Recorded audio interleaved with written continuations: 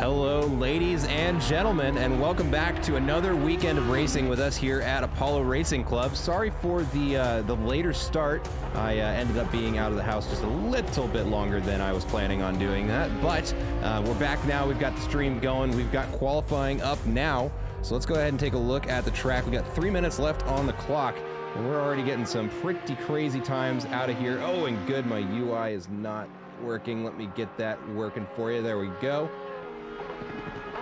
We're throwing it all together on the spot. We're doing it live. And joining me in the commentary booth to this week is going to be none other than Tom Castellani. Tom, how you doing today? Doing great. As always, really looking forward to this race, and Bathurst is just so exciting. It's one of my favorite tracks to drive, despite being so very challenging. But that's what we like. The walls are close, and yeah, the racing should be very good. That's what we're all hoping for. Just go ahead and give you a rundown of the time so far. We've got some real quick boys up at the front. We got Alex Ardoin in with a 201.212 is currently the time to beat. Nicholas DeSantis not far off him with a 201.25, and Jeremy Story kind of nipping at the heels of that 201 time. Right now, 3/10 up on his current lap at a 202.16. Right behind him, Derek Doppler in fourth place with a 202.295, just a 10th off of being in the top three. Matt Arteem with a 202.37, Andrew Komisarov with a 202.512, Casey Bennett doesn't look like he's set a time yet, or maybe he has and I just barely missed it. Mateus Alves in 8th place, Andrew Jaski in 9th, and Roadside Cookie in 10th place. Jeremy Story coming down the mountain right now, gets a good exit onto the back straight, now racing into the next series of corners here. Good spot for the Merc, gets to stretch its legs a little bit, take advantage of its straight line speed. Didn't see if there were any other Porsches on the tracks. They're going to be hurting here. Oh, only two, and actually, I'm going to eat my own words here. Nicholas DeSantis in 2nd place and Derek Doppler in 4th, both in Porsches. Yeah, it's really interesting that up top, 1st, 2nd, 3rd places, we've got a mid, rear, and front engine car. So apparently anything works if you're fast enough. So yeah, the quick boys there really showing what they got. Does look like Jeremy Story not going to bank this lap, but right now Alex Ardoin out on a new personal best. He's got that purple border, means he's looking at setting fastest lap of the session. Let's take a look over at Andrew Komisarov, racing that bright green Lamborghini here, coming down to the last two corners of the track. Looks like he's going to be net even. Let's see if he might find just a 10th here in the final corner. And he does, crosses the line. Will set a new personal best, not enough for a position, but sets a 202.425 as his new best of the session. Let's take a look over at Alex Ardoin's lap here. My goodness, as he's flying around one of the hairiest corners of the track now down the hill, you can see, oh, he kisses the wall, and oh, that is a big accident there. Fortunately for him, he's already gotten his good lap in, and it's also not race time because that would be tough to recover from.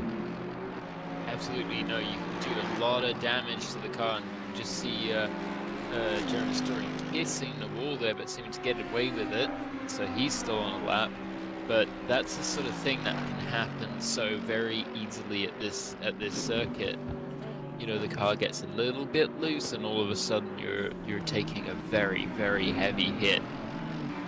You know, I was explaining, I was driving a couple of people back up on our way back from the softball game, and I was just trying to explain to them just how precarious this entire track is. And there we can see an example of it. An Audi parked on the side, and all of a sudden there is no room for these other two cars to squeeze through, but especially going down the mountain, there is no margin for error. Absolutely not, no. And there's quite a big bump at the top of the hill there as well, through Skyline and heading into the S's as the descent down the mountain begins. Not only that, but once you're through the S's, the dipper tends to it catches the car really nicely, but at the same time the car kind of bottoms out and grounds out as it's going through. So it's just, I mean, like the feeling when you get it right is just fantastic, as we see Jeremy Story come across and stay 3rd. DeSantis is 0.1 up, and that would be enough to move him to pole. See if he can hold that together. That goes to 0.2, so this is a pretty big lap for Nicholas DeSantis right now. Similarly, Mizarov moves up to 4, and I think that the session lap has ends. definitely gone away. But yeah, Kamizarov moved himself up into 4th place just near the end of the session there. So we've got a Lambo up near the front. Yeah, and actually I shouldn't put that over to the stream waiting there. Let's go ahead and just run through that leaderboard while we've got it on the side there. Let me hide that. There is your final standings there. Alex Ardoin going to qualify in 1st place with a 2:01.212. Nicholas DeSantis just nipping at his heels, only 0.03 of a second behind Jeremy Story. Not far behind that, but now we are to the start-finish grid. So let's go ahead and let's see if I can get to the correct time. I can't without going to the garage, and then we're stuck there until the race starts. So let's go ahead and do our normally regularly scheduled walk of the grid here and go ahead and name off everybody. I got 18 cars on track, and it's going to be starting with Alex Ardoin over here on it would be the left-hand side for him. Right there behind him, Nicholas DeSantis, followed by Jeremy Story in P3, Andrew Kamizarov qualifying in 4th, Derek Doppler in P5, Matt Arteem in P6, Casey Bennett in P7, Mateus Alves in P8. Love to see Ferraris right next to each other. I just love Ferraris. Yeah, right behind him, Andrew Jaski in 9th place, Roadside Cookie to round out the top 10. Just behind him, Tommy Kogan in P11, Mark Levine. I think we said Levine. Pretty sure it's Levine in P12. Yes. Yeah. Ice Tin there in P13. Alexander Bars in P14. Dennis Griffith in P15. Keith Brown in P16. Louis Benora in P17. And Bruce Hopkins in P18. And that's going to be our grid for today. Kind of a smaller grid. But to be completely honest, here at Bathurst, the drivers are going to need all of the room they can get on the track. So hopefully that leads to a mostly incident-free race today. Absolutely. When this track gets busy, it's nightmarish almost. So I think they will be very pleased to have, just as you said, a bit of wiggle room. We see Alex Ardoin with a nice GTMR livery there, a sister league of ours, representing. That's another one of the Apollo Racing Club ones, correct? Yeah, we do GTMR. That's right. Yeah, it's they're a partner to Apollo, and they run ACC GT3 on Friday nights, and I think they actually run a GT4 on Tuesday nights now, but I'm not 100% sure if that's correct. So yeah, there's so much racing all the time, it's almost impossible to keep track of it all. Yeah, I know that. I mean, here at Apollo, we have races in not only ACC but Assetto Corsa and iRacing pretty much every day of the week, as well as the occasional Wreckfest, just to get that out of your system, and Dirt Rally 2.0, which we run weekly events for. So a lot going on. Well, and that's just one of my favorite things here at Apollo is just the diversity of motorsport that we've got here. There is something for everybody, regardless of your motorsport of choosing. We've got something for you, and it's really exciting to see an entire community built on just the love of motorsport. Totally, yeah. There's actually there's a lot happening out in the real world this weekend as well. So. Yeah, a lot of our members are obviously very pleased about that. Plenty to watch. I am currently trying to get the other computer spun up and ready to go, so we'll get a little bit of picture-in-picture going on here for race start. If I've learned anything about my time here, or time commentating, it's important to have those extra cameras during the race start. So get that going here in just a moment for you folks. Yeah, absolutely, and in the background, but yeah, the drivers will just be trying to get a little bit of temperature into the tires now, some heat into the brakes as well.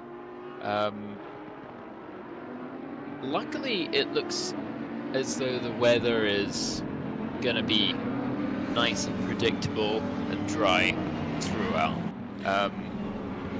It does add even more spice when I think we actually did a GT4 race at night in the wet here. Yes, we did. I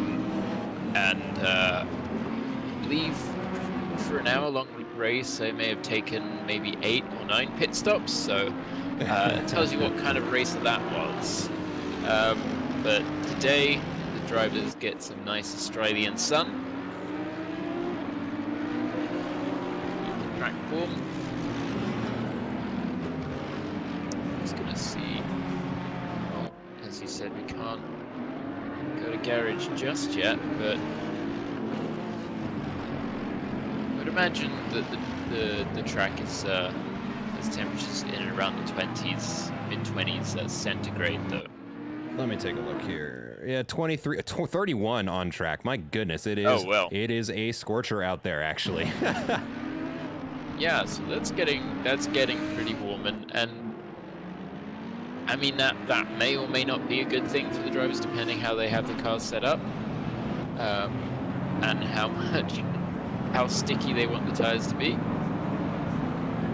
At this point, they're basically going to be driving on pencil erasers with how hot the track is.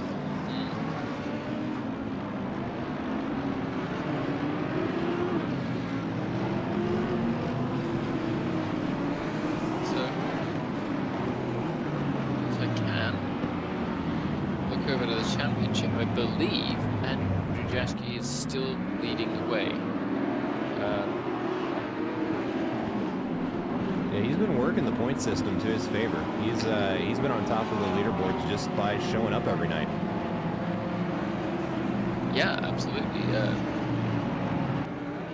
As we discussed before, the point system is completely linear, so that really does help to mix things up a bit and give everyone a chance. You know, there's a lot more to play for, regardless of where you are up and down the grid. So I think that makes it quite exciting. And as you said, Andrews is making it work in the Aston Martin. Well, here we go as we're lining up double file. The drivers have finished their formation lap. Now they're going to be finding their spot on the grid, and we are going to get this race underway. Alex Ardoin going to be out in front of it. Nicholas DeSantis on the outside, going to lead to an interesting turn 1. 2 fast cars into that bend. Hopefully the rest of them are able to sift through there incident-free. But that is going to be it for the abbreviated pre-race stream. We want to thank everybody for showing up today. Sorry about it being a little bit of a late start, but we are going to have plenty of excitement for you here. Any second, we are just waiting for that green light to light, the green flag to drop, and there we go. We have a race on our hands, folks. It looks like more or less a dead lock between those two. Good start for Alex Ardoin, though. Beats him to the apex of that corner, and he's going to go ahead and sift through, hang on to first place, and it is going to be side by side. P2 and 3, Jeremy Story and Nicholas DeSantis racing down this back straight. Looks like the rest of the field able to get through there relatively drama-free as Alex Ardoin starting to pull a bit of a gap as they get up over the hill and race down into turn 3. Still side-by-sides for P3 and 4. That's going to be Kamizarov and Nicholas DeSantis as we run around turn 3. It looks like Kamizarov to the outside there, but he does manage to find some grip, get himself back on the track. And we are now through turn 3, and we have started the sketchy part of this race, is climbing the mountain. And it looks like Jeremy Story here giving Alex Ardoin a bit of a chase, but it looks like the majority of the pack is back here. In one group here, we've got Derek Doppler and Andrew Kamizarov pretty much stacked on top of one another. Just behind them, we've got a several-car race. Look at this line of single-file cars racing up the mountain here with nothing more than maybe a car length between them. That's got to be nerve-wracking. Yeah, first laps here, people often try just to kind of get in line and take it easy because you don't know if someone's going to go around early on in the mountain, and then you can create a traffic jam quite early on. And well, it's a nightmare. I've got one car going slow, but I think they have kept it moving. That's just an ice tin has dropped to the back.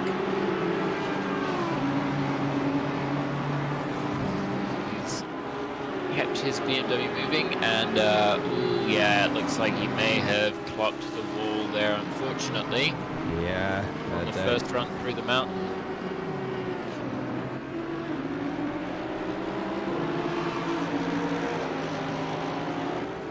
Oh, we've got a Ferrari off as well. Looks like Mateus Alves there misses the chicane there at the end of the straight, has to sort his way back out on the track.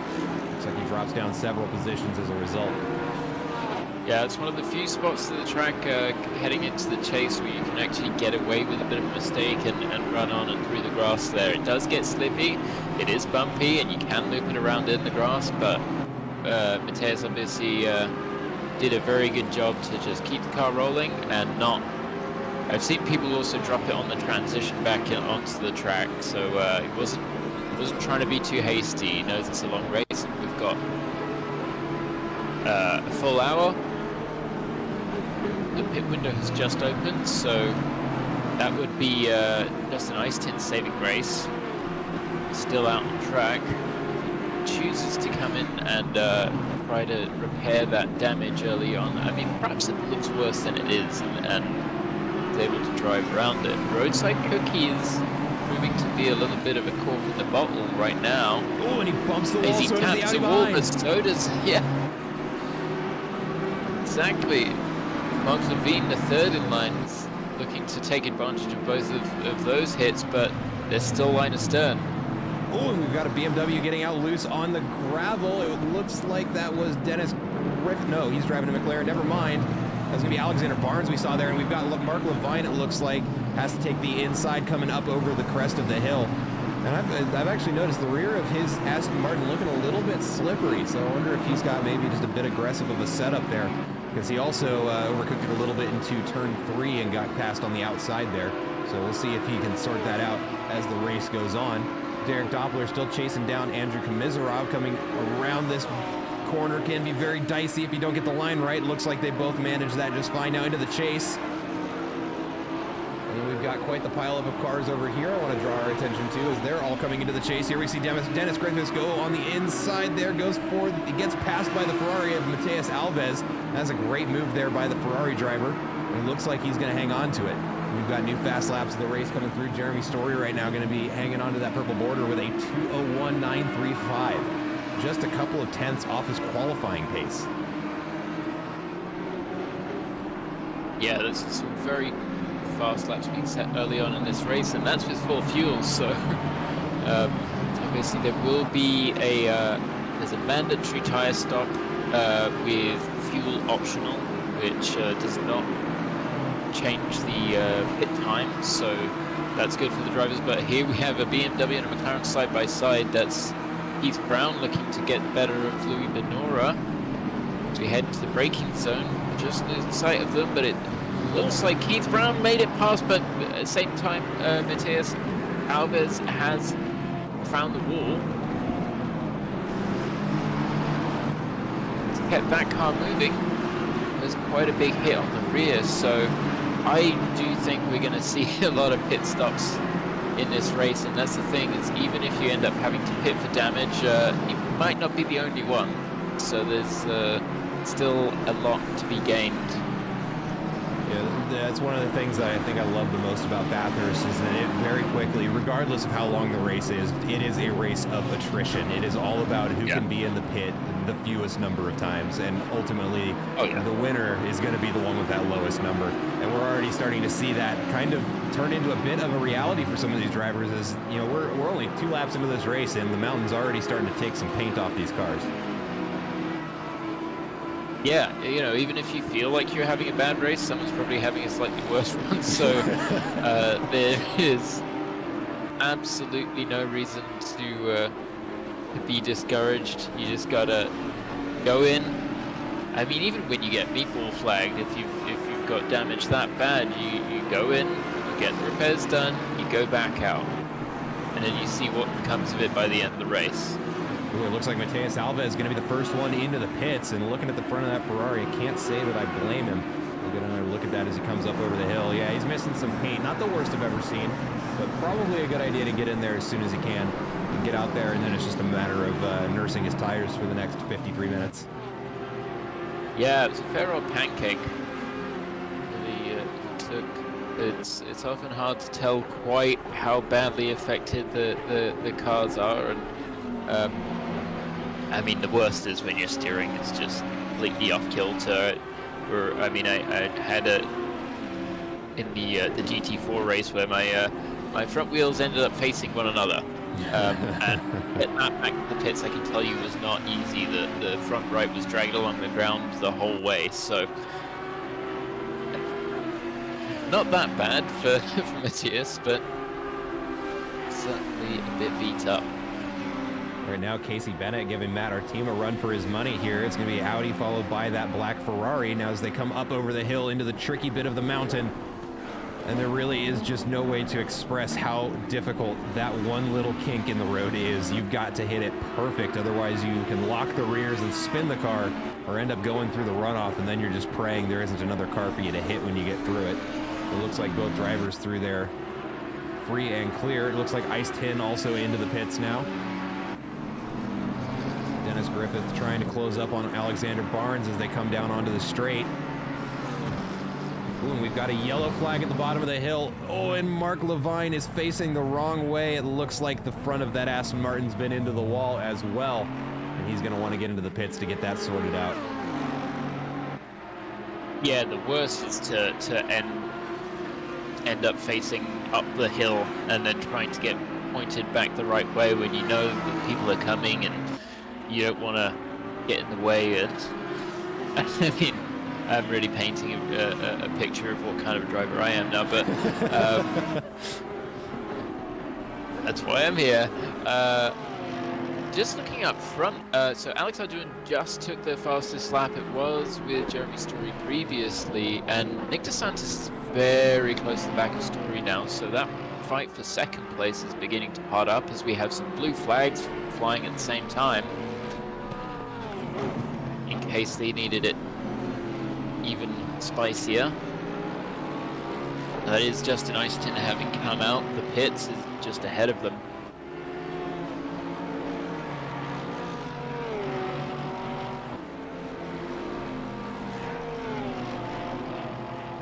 Take a look back over here at Louis Benora as he's making his way up the mountain here, chasing down that McLaren of Keith Brown out in front of him.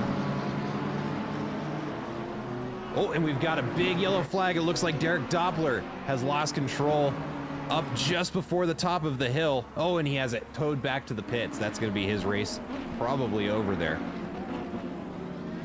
Yeah, that must have been a pretty heavy one if straight back.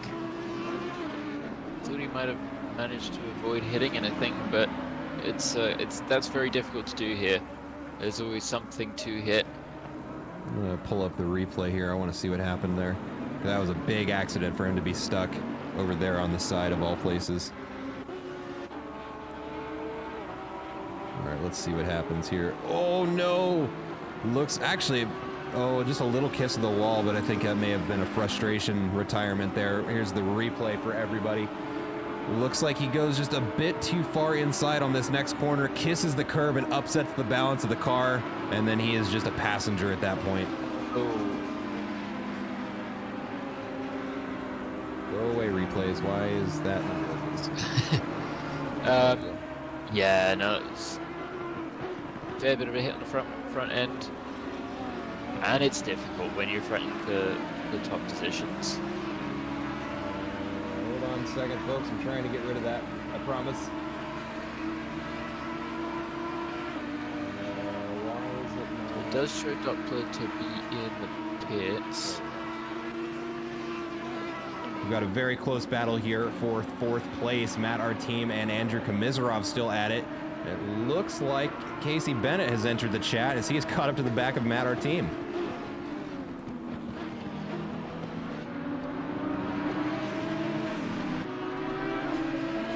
There's a roadside cookie, does look to have dropped a couple places.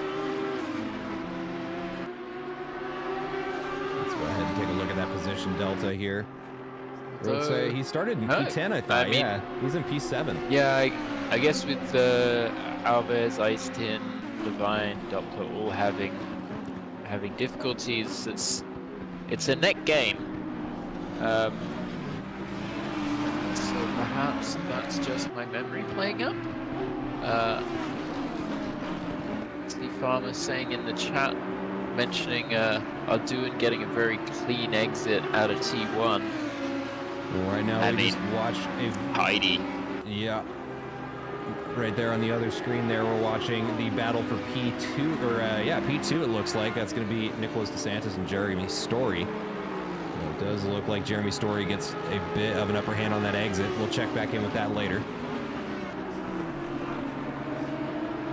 But we've also got a pretty good pack of cars still going on over here, kind of P10 to P13. Got a bunch of cars kind of within just a couple tenths of one another here. Louis Benora looking to make another position here as he's closing up on Keith Brown.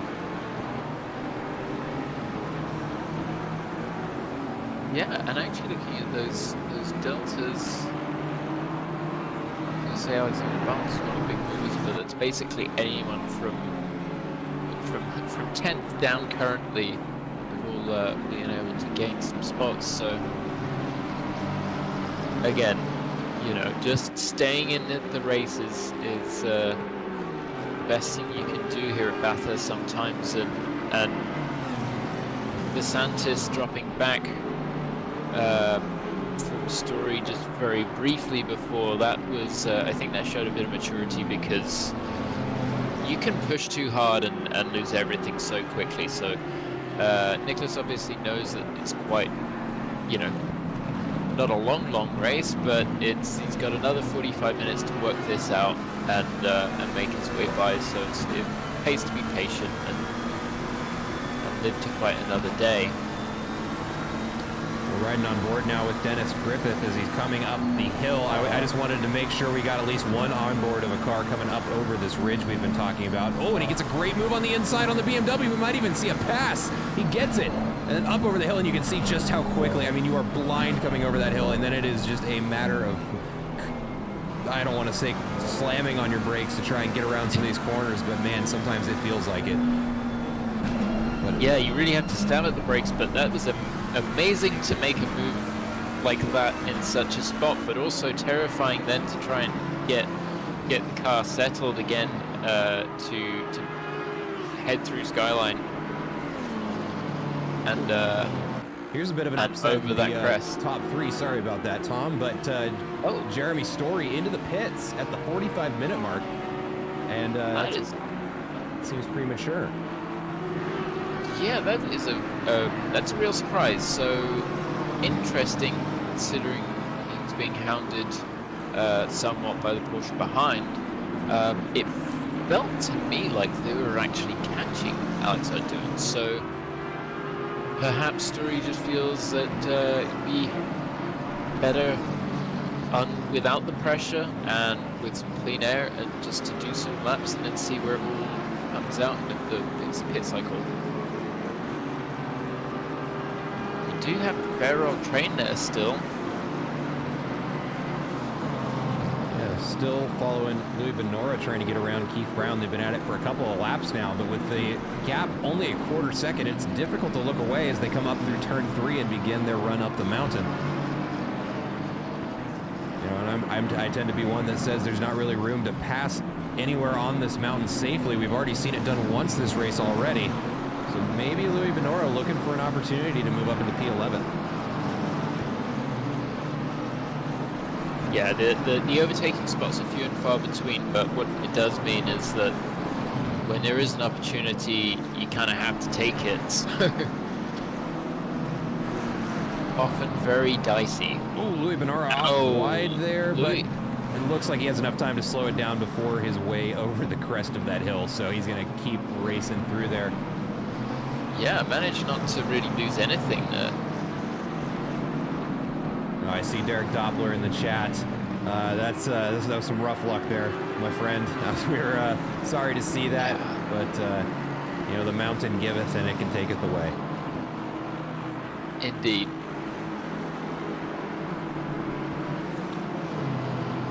Let's take a look up here at Matt, our team. He's still trying to get around Andrew Komisarov, currently in P3. That Audi, man, that is very blue Audi, my goodness.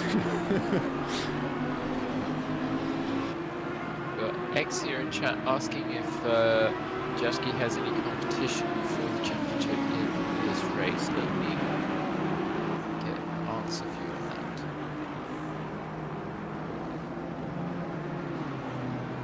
on that. I Well, don't believe he Doppler does. was the closest, but Andrew Komisarov and Cookie, well, yeah, Komisarov is sitting 4th place and Cookie is sitting 5th place, so Keith Brown is sitting 7th, and as we said, because of the way that the Arduin's sitting 8th,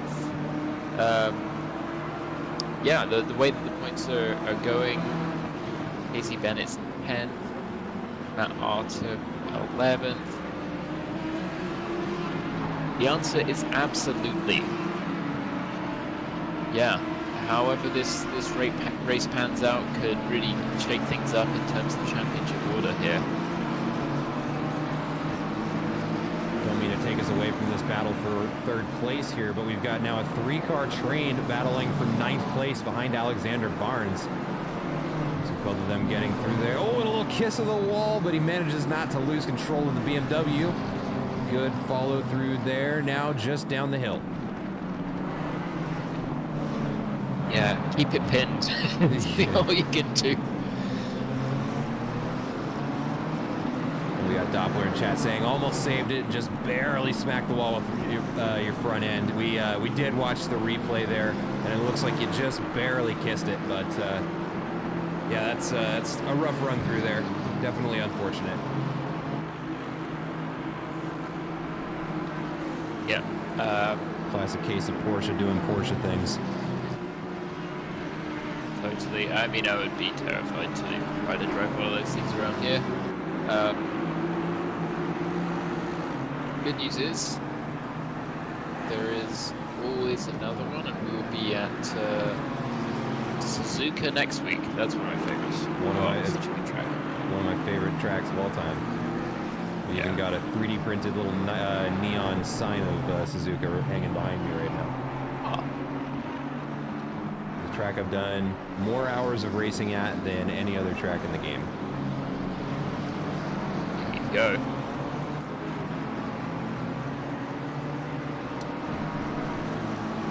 He's getting reasonably close to the back of that BMW now. It's just getting dragged in. I mean, this is a potential overtaking spot. The BMW giving him a lot of room, so he saw that one coming, and Alexander Barnes yields to Keith Brown on that occasion. Keith Brown takes a step forward, up a spot, into 9th place. Yeah, I'm not sure if that was a little bit of premonition there from the BMW, thinking that was going to be a bad idea to try and fight that, or if he just saw the pass coming before it even happened. But I think he could have stuck that one out maybe just a little bit more and hung on to the position. But always better to, you know, take the option that's going to prolong your race, not prematurely end it, especially in that situation. That could be a tricky part of the track to get spun around on here. Totally. And I mean, it looks kind of innocuous on the picture here, but that left-hander just further up the hill, it's divine, honestly. The way that it just kind of cradles the car, I want to say. And when I already said, like, when you get it right, it's such a fantastic feeling. It's definitely, it's one of those tracks that gives you a dopamine rush every time you get it right, because it's so, say, at least for drivers like myself, you get it perfect so seldomly that when you do get it right that one time, it's like, oh yes, that's how it's supposed to work. Yeah. Got Komisarov very close to the back of Matt Artem. Now I thought so it looks like Artem's gotten around him, and now he's under fire here by Casey Bennett on the outside in that Ferrari. Right now, Lamborghini in great position to try and defend any kind of pass going into turn 3. There's really no way for the Ferrari to get through there, except the long way around, but it looks like that's gonna, and just like that, Casey Bennett now has roadside Cookie to worry about. Yeah, Cookie putting in a very good performance. I mean, right now there is 20 seconds between second and third position, but from that point down, you know, we're still pretty tight here. There's Jeremy Story with that early pit stop. He's just got 10 seconds from himself to Bruce Hopkins, so he does have a bit of breathing space still for when everything comes out in the wash. It'll be interesting. Right now, my little app is predicting he's going to come out or he'll be in third place once the pit cycle is through. So it'll be interesting to see if that undercut's really going to play out for him.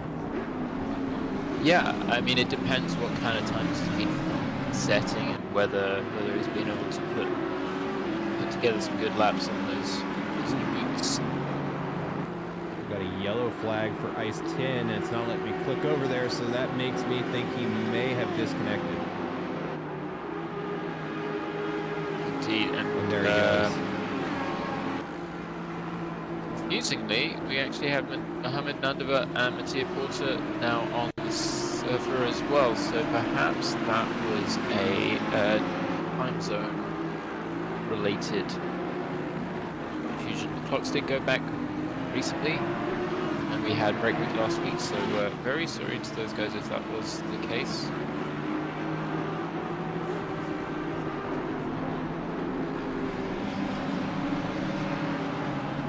Ooh. Roadside cookie there, getting a little bit of slip from the rear end of his car, but manages to avoid binning it.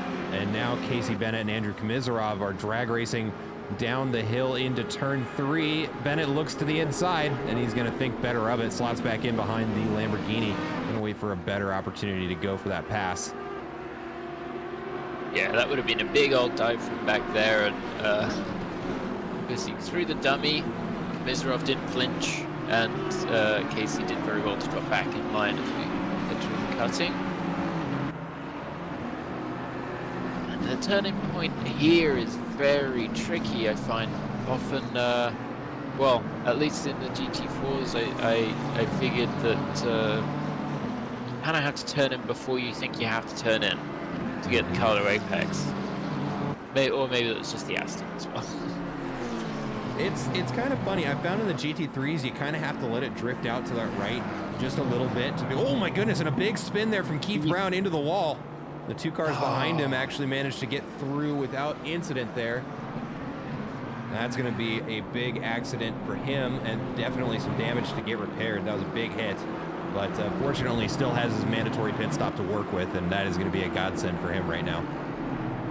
Yeah, depending how broken up the front of that car is, I mean, all Keith can do now is get it back to the pits as quickly as possible, and be thankful that he can take that as a mandatory pit stop. Let's take a look here. Oh man, it is a drag race down into the chase, but Louis Benora gets it done. A little BMW on BMW action there, but Louis Benora is going to come out on top, and he is now in 9th place. Andrew Komisarov into the pits as well. Yeah, that makes sense for Andrew, seeing as he is receiving a lot of pressure. Yep, and Keith Brown in as well. And yeah, Komisarov being under the pressure he was there by Bennett and Artem before he got around. Definitely a good idea to get in there and hopefully come out with a bit of fresh air. Focus a bit more on his laps here, but who can't focus right now is going to be Casey Bennett, because he's got Roadside Cookie right behind him, keeping him under some pressure here. Just noticed in the chat, Doctor said, if either of you guys saw my practice incident, I did. There is a clip on the Discord as Cookie gets really close to the wall there, but I think he avoided touching it. It was astounding. I've never seen a Porsche get so airborne and go tumbling down the mountain. We've got Griffith showing as a yellow flag currently. I don't know what's... He had to take the runoff there as Casey Bennett is scrubbing his car around the outside there. Yeah, that's he's pulling a Ross Chastain, but not where you want to, unfortunately. So that does indeed drop Casey into 4th place, but a couple cars ahead of pitted, so I think that'll be a next 6, maybe. Yeah, we'll see what he does with it here. He'll make his decision shortly. But he's still got pace. He's still able to keep up with Andrew Jaski in 5th place. Nicholas DeSantis into the pits now. Yep, and it looks like he is headed into pit row. Hit the brakes, dude. Oh. Yeah, he must have gotten that slowed down in time. Yeah, you can't see from that shot, but there is a bit of a, and Griffith also coming into the pits. Get the words out. There's a bit of a chicane.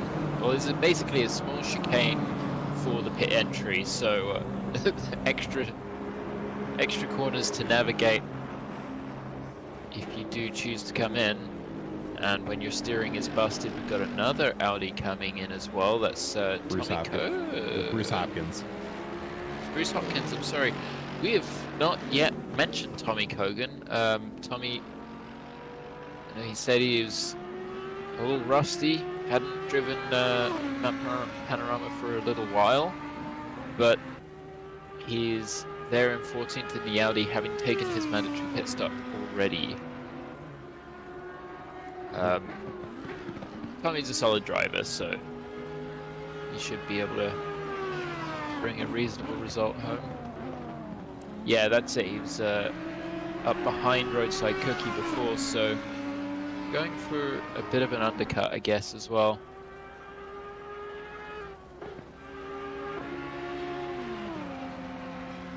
Come on, cameraman, what are you doing? There we go.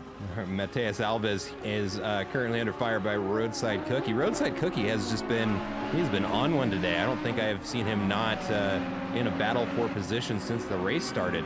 And after having come out of the pits here, looking to be in some good shape here. Leader of the race is in the pits. Yep, Alex Ardoin into the pits now. Won't be long until we see the remaining 4 cars come through here. I was going to say 5, but Dennis Griffith is in the pits as we speak.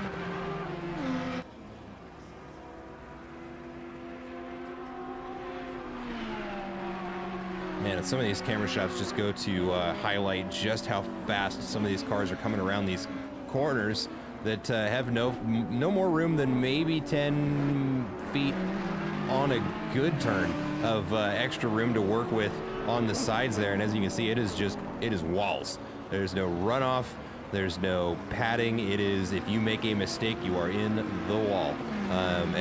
It looks like so far most of the drivers doing a pretty good job of maybe just giving a couple of love taps. Haven't seen too many major incidents, at least yet, but there is still 30 minutes left in this race and plenty of time for those mistakes to start coming out. As we see Alex Ardoin and Nicholas DeSantis come out of the pits next to each other, and it is going to be a race down into turn 3 right now. Looking like it's going to be advantage to that Porsche on the inside. It's going to be Nicholas DeSantis. Yeah, and Alex has to back out of that, save causing an incident that didn't need to happen as they both come out of the pits. But it is going to be Nicholas DeSantis 3, Alex Ardoin 4, until Matt Artima and Alexander Barnes have served those pit stops. Taking a look over at the predictions, these are going to be our race leaders once everybody has gotten through.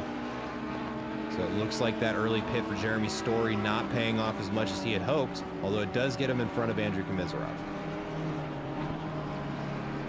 Yeah, Jeremy maybe dropping just a little bit, but that's really impressive from Nicholas DeSantis to have also put in some really good laps clearly and made up that extra two and a bit seconds that he had to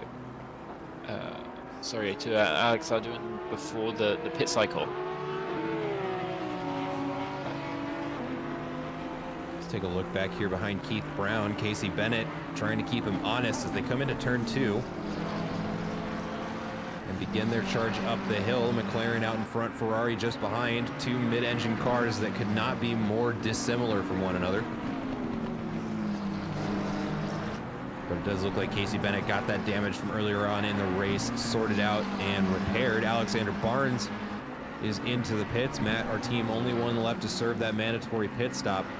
We'll follow these two as they charge around the hill, but I do also want to draw attention to the fact that Nicholas DeSantis and Alex Ardoin are still going at it, just 4/10 between the two of them. Here, we'll just do that. Alex, I have the power. Yeah, sure Alex is not going to let this go. This is for the race lead, and once Alex's tires are up to temperature, and even now we see Alex looking around the outside, heading down into Quarry Bend, just pulling on the Porsche. The Porsche is known for not having such great top speed, but Nicholas DeSantis does hold it on the inside. Alex is going to have to try to make a go somewhere else, but certainly if he can get on the inside line heading into Quarry Bend, Alex have a pretty hefty advantage. The top speed of the Audi after slipstream versus the Porsche would be advantageous for him. Really, all he has to do is just make sure he exits the bottom of the mountain at roughly the same time as DeSantis. But DeSantis is starting to pull a little bit of a gap to him, and that might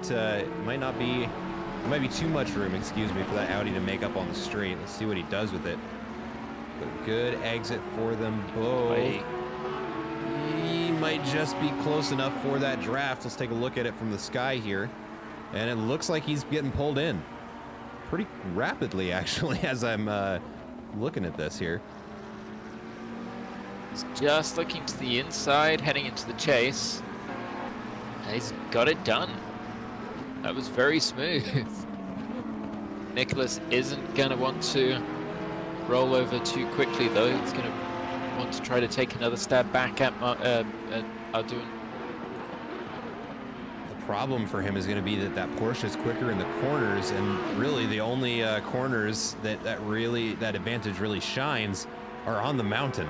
So he's going to be in a very precarious spot, either hoping that Ardoin makes a mistake or otherwise leaves a window open for that Porsche to get through. But I think what we're about to watch here is that gap get bigger by the time they get to Quarry Bend. Yeah. As you see, Matt Artem, the final car to make a pit stop, is in now, and that puts Jeremy Story back into third place, albeit 6 seconds back from this lead battle.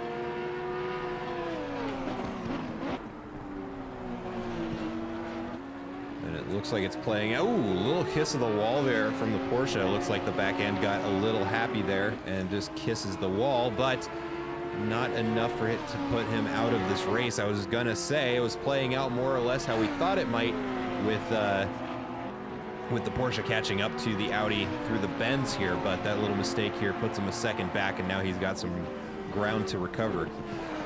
Off screen, go ahead. I was going to say that might be a little warning shot, but perhaps Nicholas will settle for second if that's what he feels like. Well, looking at their last lap times, granted this was on an outlap, Nicholas DeSantis with a 2:03.8 or Alex Ardoin with a 2:03.0, so about an 8/10 gap between the two of them, but not quite enough data to work on to try and draw conclusions there. And as I was saying off screen here, Keith Brown and Casey Bennett are still at it, although Casey Bennett has managed to get around Keith Brown and move up into 12th place. Does not look like Keith Brown has taken that sitting down, though. Let's take a look away from this. Looks like Matt Artem under a bit of pressure from a familiar face here. Andrew Komisarov has caught up to the back of him. And now it is a battle for fourth place there as the Lamborghini looks to go to the inside as they come around the bend. A little bit of a touch there. Oh, and it looks like a much bigger touch. It leaves Andrew Komisarov spinning off the track. And that is going to be a massive incident to try and recover from, because there is no way through that tire wall there. Yeah, no, that is huge, and you could see they were obviously door banging and neck heading into the chase there, but two cars do not go into one, and they were just trying to be on the same piece of tarmac. It does look as though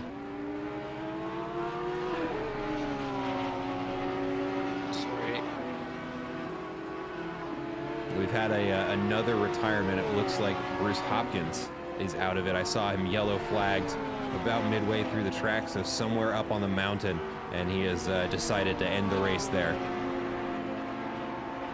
Andrew Komisarov is in the pits. No surprise there. We're actually somewhat surprised. He didn't retire, so he's going to try and finish this race. Yeah. Presumably. Doesn't be pulling out of the pits, but not having had the damage. So perhaps that was Do we have an oversight. Stopping at the end of the pit lane. Yeah. Not sure what happened. We'll have to see. Yeah, it looks like he's got it towed back. So it can be really difficult sometimes to try to get your pit stop all sorted out on the steering wheel, as it were.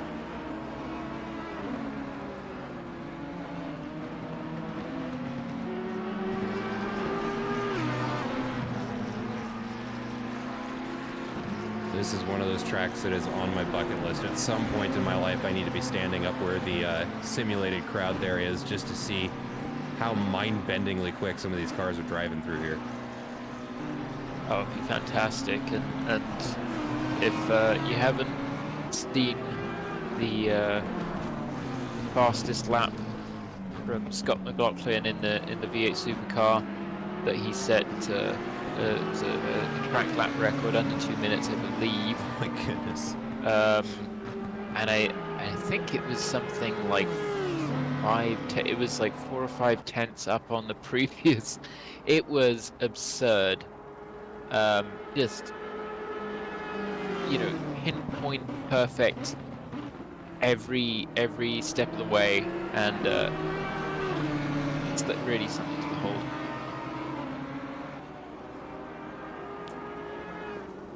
Tommy Kogan really giving Alexander Barnes a run for his money here. As we were saying, you know, kind of a rough race start for him, but he seems to have recovered from it. Now sitting in P10 after qualifying in P11, and he's looking at having P9 in his sights here. Alexander Barnes on the defense here. And now it is a drag race between two very quick cars up into turn 2.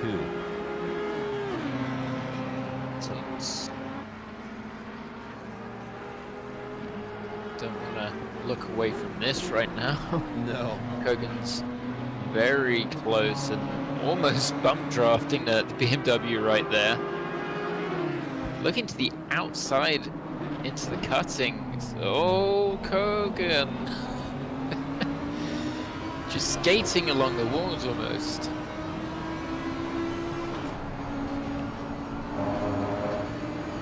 I felt like I was just looking at his onboard and it almost felt like he had a little bit of a tap of the wall there on the left side, but doesn't seem to have impeded him if he did. Oh, a bit of a swapper on. I mean, he's going for it, isn't he? He's gotta. He doesn't have a choice. Doesn't look to have slowed him down. That's what you need. And this is a deceptively difficult part of the circuit, just as it cuts down the hill, and there's a few bumps in there, and you struggle sometimes to get the car settled and not lock up as it dives down into the left-hander. Down the chase now. It is just an onslaught of corners, as we saw there. It is just one after the other. You don't have a chance to mentally reset. You just got to rely on muscle memory and instinct at that point. Oh yeah, a little slide on there, but again, not too much of an issue for him. Has dropped back, but I think Tommy's probably gonna get back up to the back up to the back of the BMW. Say that 10 times quick. So. Yeah, the fast right-hander heading up to the chase, I mean, it seems very innocuous, but when you do try to get 2 cars through there, as you saw earlier, it's surprisingly difficult. What can happen sometimes is that if someone's trying to swing around the outside to then get the inside line heading into the chase itself, I should say the Conrod straight heading into the chase. Because, and I think it's called that probably because they used to blow Conrods, but that's just speculation right now. I'm just seeing Alpha's having some issues through the mountain. Don't know if it's affected them too much. I know they were right on the back of Andrew Jaschke, but has made a bit of contact with the wall once again. So, I mean, if Alves is able to salvage 6th place, that would be good, because I mean, it was in the wall and in the pits with damage early on. Oh, Casey Bennett is that's not what you want to see. It's going from bad to worse for the Ferrari driver. Let's take a look at the replay here. So again, watching that replay, good run up and around that long left-hander. Ooh, kiss of the wall, catches it, but that leaves him on the outside. Okay, misses that one. Yeah, once you're offline here, they all run into one another. You really have to, yeah. Well, he manages actually to avoids hitting anything Yeah. on that swapper, so.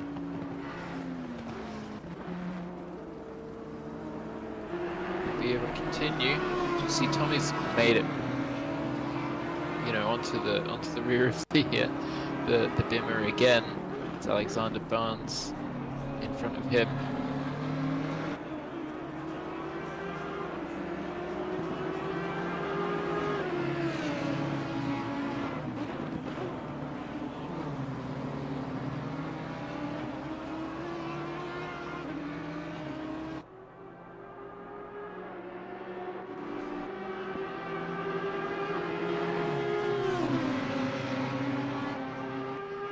Well, we're 16 minutes left on the clock, just about 2/3 of the way through this race. Not very much remaining. Still have a couple of battles for position.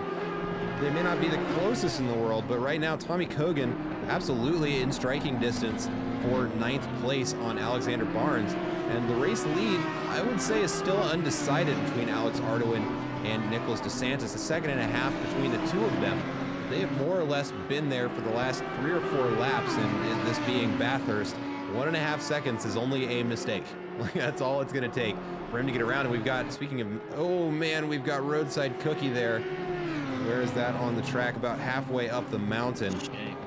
And or excuse me, no, he's facing the wrong way on the track.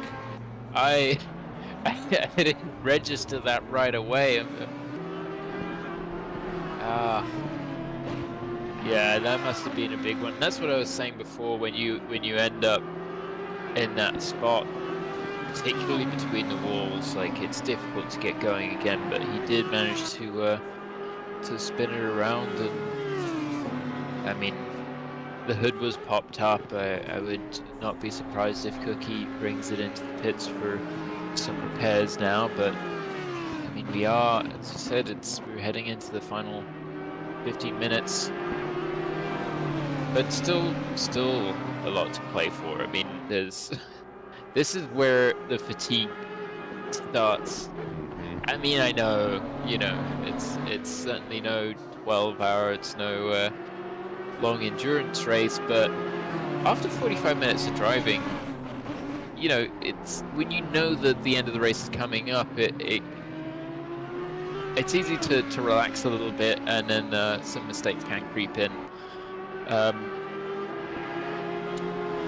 mean, we saw in qualifying Alex Ardoin, despite putting it on pole with a very fast time, had also a lap or two where he found the wall. But we have Tommy again just breathing the exhaust fumes of the BMW in front, just having to follow through the ascent up the mountain.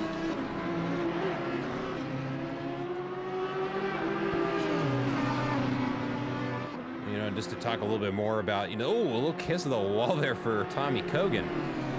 But back to I mean, we call endurance races because they're hours and hours on end. But these hour-long sprint races, they pose a very different set of challenges for the drivers, because in an endurance race, even a 3-hour race, you usually have another driver with you to break up the stint, unless you double stinted or whatever else the strategy may be. But your goal also isn't to get out there and push for your entire hour like it is here. There are no second chances in a 1-hour race. You are out there for that hour. There's no other driver to bail you out if you're having an off day. You got to get out there, and you got to get out there and push. And especially at a track as demanding as Bathurst, Oh man, that looked like it could have been disastrous as they came around that Tommy. fast right-hander of Conrad straight into the chase. Alexander Barnes overcooks it and takes the runoff and opens the door for Tommy Kogan to finally make the pass happen and moves up into P8.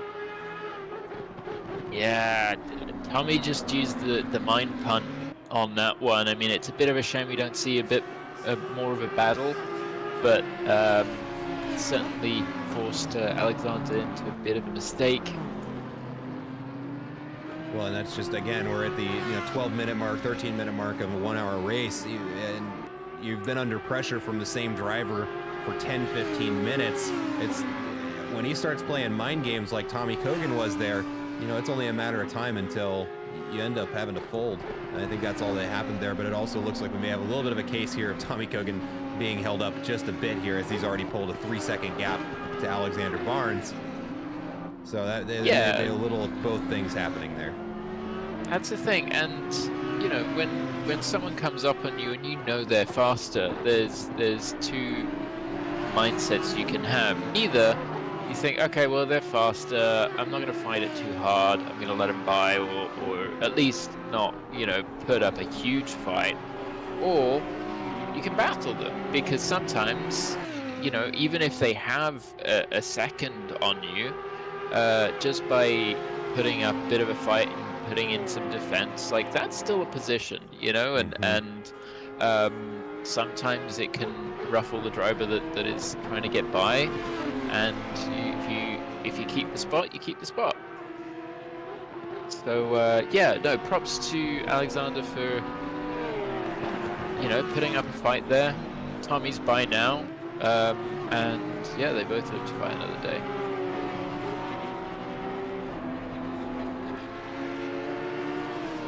The battle for first place still kind of happening here. Nicholas DeSantis more or less trailing right behind Alex Ardoin, about 1.5 seconds to 2 seconds back, but he's been rubber banding between there. And what we've been seeing is kind of a replay of what we saw between the other Porsche-Audi battle, is that the Porsche will reel him in during the stint through the mountain, but as soon as you get to those straights, that Audi just has so much more speed than the Porsche in a straight line. There's really nothing Nicholas DeSantis can do but watch that Audi get smaller. We'll see if we get a repeat of that here. Alex Ardoin coming down Conrad straight. And he has had a great race today. Started in P1, looking likely to finish there, unless Nicholas DeSantis has something to do here in the last 10 minutes of the race, or perhaps a mistake from Alex. But it's looking like a pretty solid P1 finish here for Alex Ardoin, but Nicholas DeSantis certainly not out of it yet. Although, it looks like a rough run there through the chase. Now he has a 3-second gap.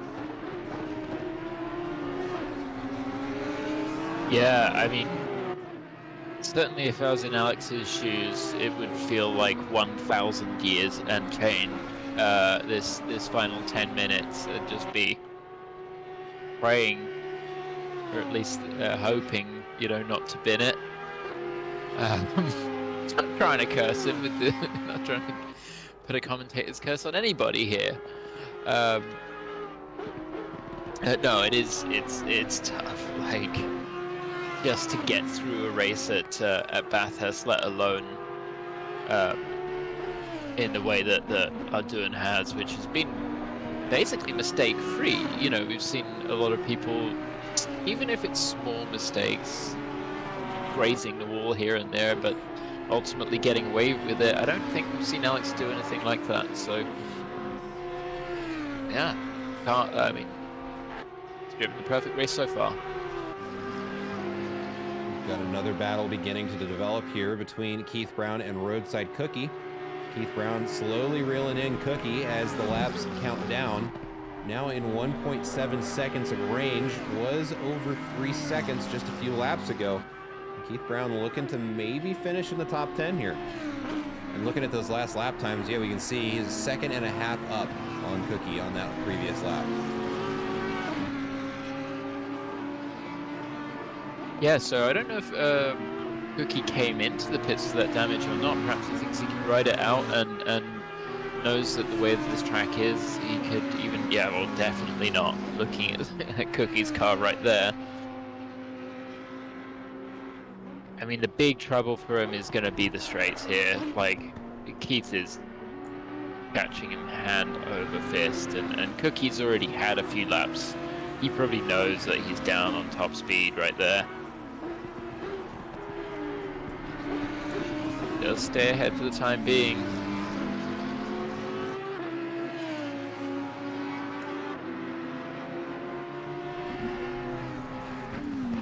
The challenge for him right now will be to get to the end. So Keith Brown, don't forget, was in the wars himself and found the wall quite heavily, as we see Cookie again just catching the inside wall.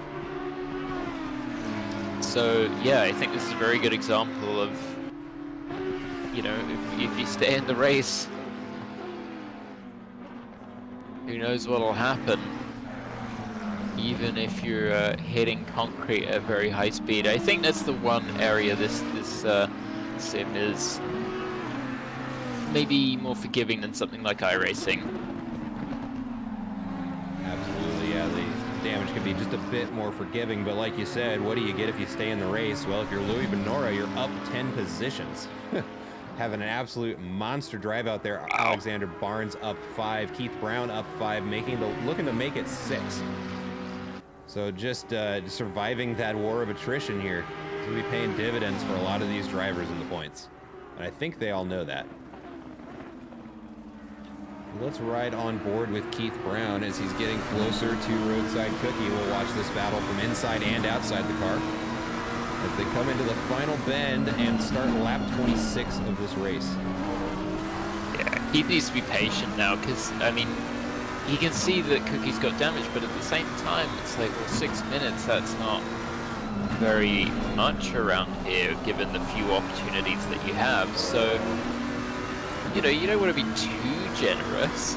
You do need to be patient. But, so, it's going to be, yeah, it's going to be difficult for Keith. It's a Canadian battle. He tries on the outside again. He's sliding just a little bit, and that's, yeah. I mean, this goes to show you gotta pick your passes wisely, because yeah, that's unfortunately a little over eager to try and get the pass on the outside means he doesn't have the traction, and Cookie can pull a 1 second gap to him when he was inside of 10ths. Yeah, no, I mean, it should be an easy move, but it has to be there, you know. I mean, this could potentially be an opportunity, just heading into Skyline. That left-hander can sometimes work, but it's still, even though there's a gravel trap on the outside, so it's not all concrete, it's still sort of a one line.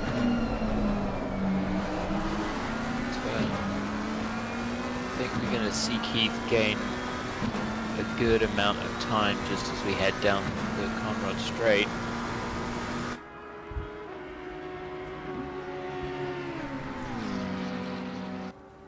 The straight always goes on for longer than you think, and then finally you see that bit of tarmac on the left. You know, you can swing out, get the drive through, that fast right-hander into the chicane that is the chase. I'm very sorry to say that I forgot the name of the last corner, but I will not let us get to the end of this stream without mentioning that they're heading into a hell corner now. That's turn 1. Oh, we've got a yellow flag for DeSantis. Oh no, and it looks like just before the final bend there, that Porsche is very beat up. Just watching that split drop and drop and drop, and Jeremy Story's eyes will be growing wide right now, because the Mercedes driver's being brought back into this battle for second place. He probably thought it was just cruising to the end.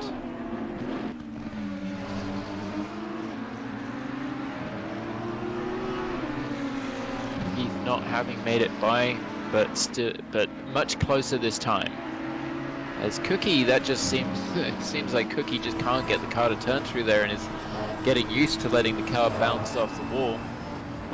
Seems to work for him. We can see there in his rear view mirror just how present that McLaren is as they come up over Skyline and begin their descent down the mountain. Close, it's so close but so far. Keith Brown and just put him off his rhythm. Coming down the mountain there, it seems. Cookie's really being helped out by the top end speed of his Audi. It's as soon as he gets through these bits where the McLaren can decidedly catch up to him, he's just able to get some power down that McLaren just cannot keep up with. But as I say that, it does look like he's getting a bit of a draft, although it's not going to be enough for a move into the chase.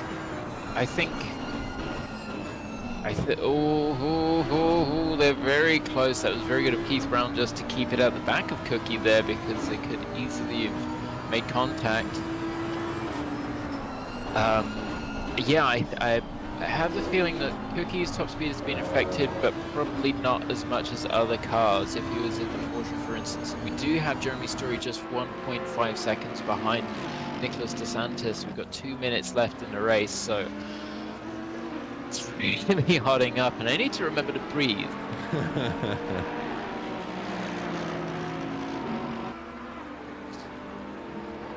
I'm going to go picture-in-picture on this one so we can watch both races here. Ooh, yes, please. So so Cookie covering the inside again. That's worked for him previously. Be very pleased with his defense right now, because Keith Brown is really struggling to find a way by, and I was focusing on that battle. Jeremy Story has made it past Nicholas DeSantis. DeSantis clearly struggling with damages of his own, but the Porsche with not such high top speed simultaneously struggling. And it looked like he conceded that position from my perspective there. I think he knew that there wasn't really any good way for that battle to end, where either it was a collision or he got past, and I think he just chose the one with the least amount of blood and gore. But yeah, I mean, Keith Brown chasing down Roadside Cookie. Also of note, Dennis Griffith is chasing down Mark Levine. As we head into the closing stages of what has been an enthralling race, to be honest.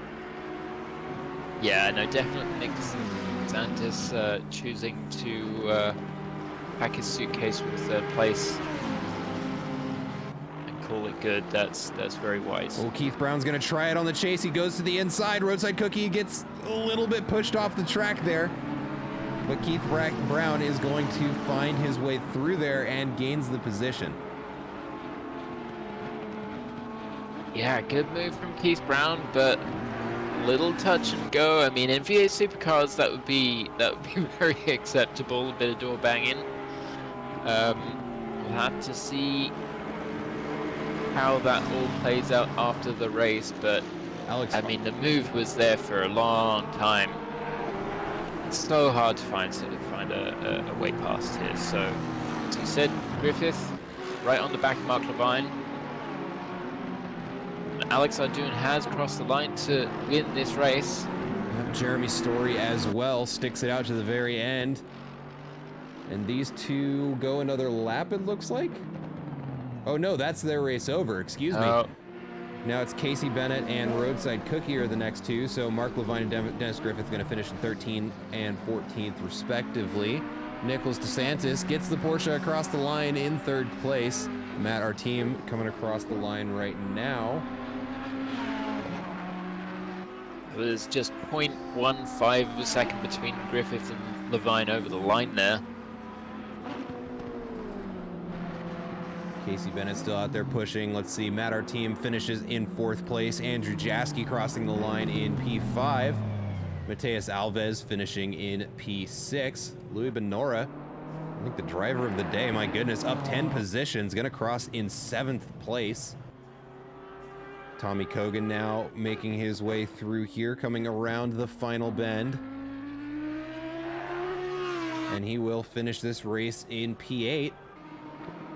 Alexander Barnes now coming around the final corner as well, finishing in P9. Keith Brown not too far behind him, coming down Conrad straight into the chase. Good, kind of the same line he tried with Cookie there, just without the other car on the outside. Sorry to cut over you. Cookie is behind Casey Bennett now, so dropped even further back after that. I think that obviously just threw him off his rhythm. He might have showing a yellow flag, but I'm not sure if that's the case. Keith Brown crosses in P10, right behind him Casey Bennett in P11. Roadside Cookie coming through the chase now in what has got to be a nightmare of an Audi to drive. Let's look at his steering wheel here. Yeah, it's not straight. He's limping this thing back in. Yeah, he's not. That's not full speed. I think he may have found a wall. Maybe a fuel concern too? Yeah, that's a good point. Can't see his inputs. Well, in any event, he will cross the line and finishes in P12. And that is going to do it for this race here at Bathurst. And my goodness, what a tremendous race it was.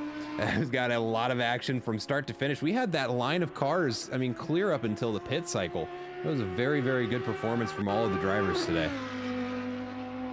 Absolutely, no. I mean, props to Alex Arduin for driving basically a flawless race, and all of the drivers for providing some entertainment for us, and yeah, putting in their best at a circuit that is really a very, very harsh mistress.